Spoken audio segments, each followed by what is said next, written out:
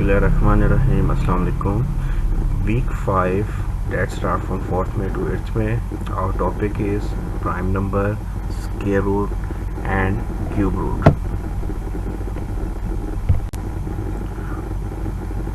We have following resources: new syllabus, mathematics 7 edition D1, chapter number 1, exercise 1A, that is given on page number 13 and 14, and educational video.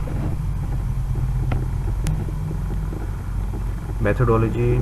In methodology we have following things: audio aids, visual aids, examples, education video and homework assignment. Learning objective. The learning objective for this lesson is, by the end of the lesson student would be able to define prime and composite number and differentiate between them, find prime factor of any number, find square and cube root of given number by prime factorization. In our previous lesson we learned about integers. In integers we learned about negative numbers, and we learned about multiplication, division of negative numbers, square root, cube root, and how we add and subtract number by using rules of multiplication. That's we learned in our previous lessons. First we define prime number.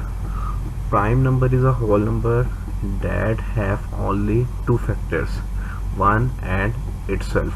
For example, 5, which have only two factors, 1 and 5. 7, which have only two factors, 1 and 7. These all are prime number.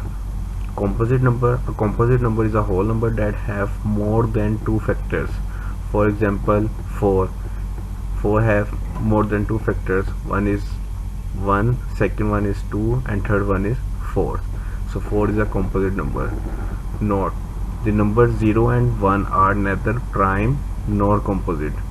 All even numbers are divisible by 2, and so all even numbers have more than two factors, so they are composite number. We can define some other way prime number and composite number. A number greater than 1 that has only two factors, 1 and itself. For example, 5 and 17. A composite number is a whole number greater than 1 that has more than two factors.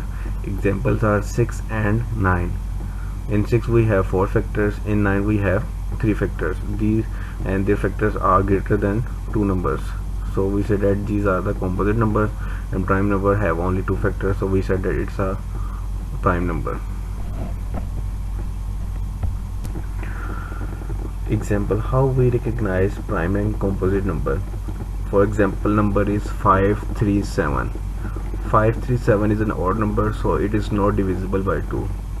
Since the sum of the digits of 5, 3 and 7 is 5 plus 3 plus 7 is 15, which is 15 is divisible by 3, therefore 537 is divisible by 3.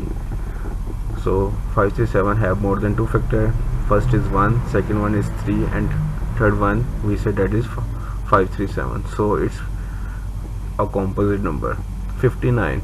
59 is again an odd number, so it is not divisible by 2. Sum of 59 is 14, which is not divisible by 3, so 59 is not divisible by 3.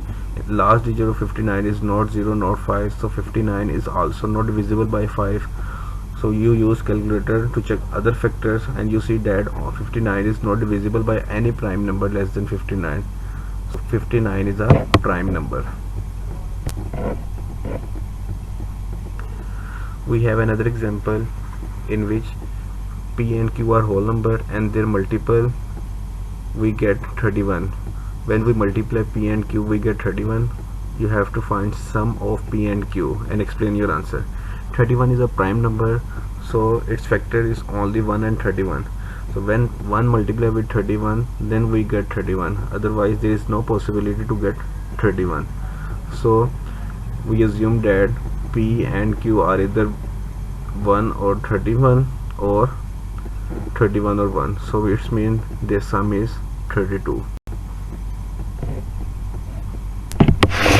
We have another example in which n is a whole number such that n multiply with n plus 28 is a prime number.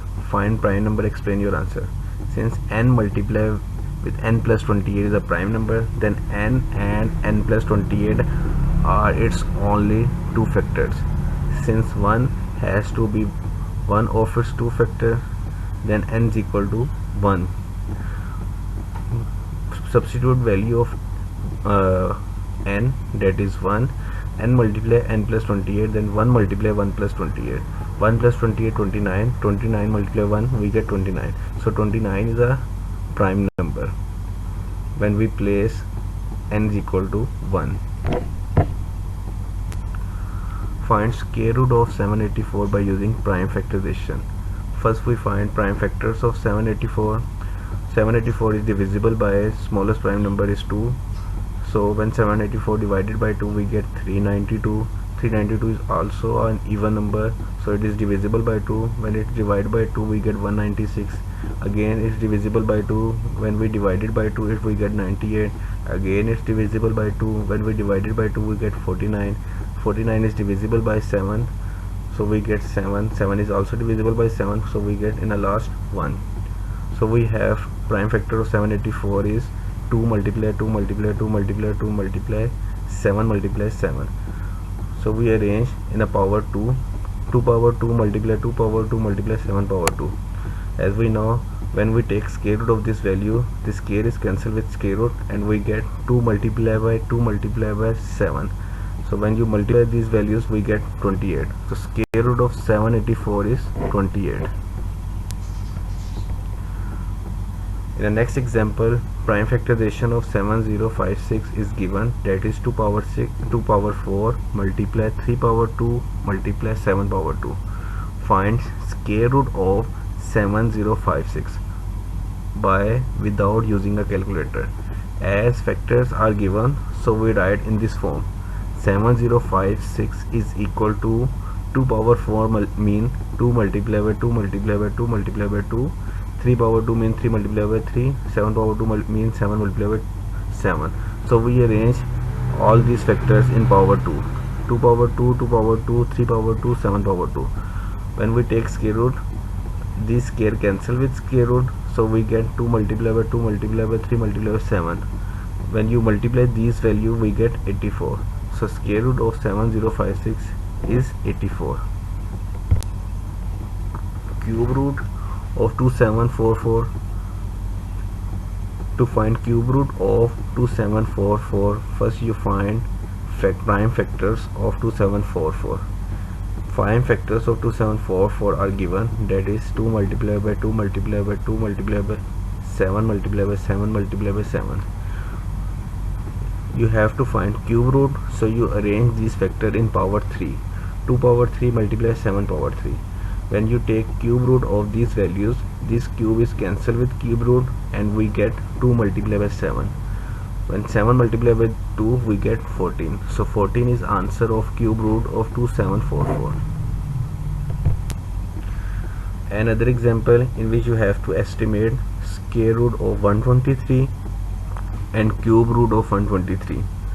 To estimate square root of 123, which is approximately is equal to 121, and 121 is a square of 11, so square of 11 cancel with square root, so we get 11 in our answer.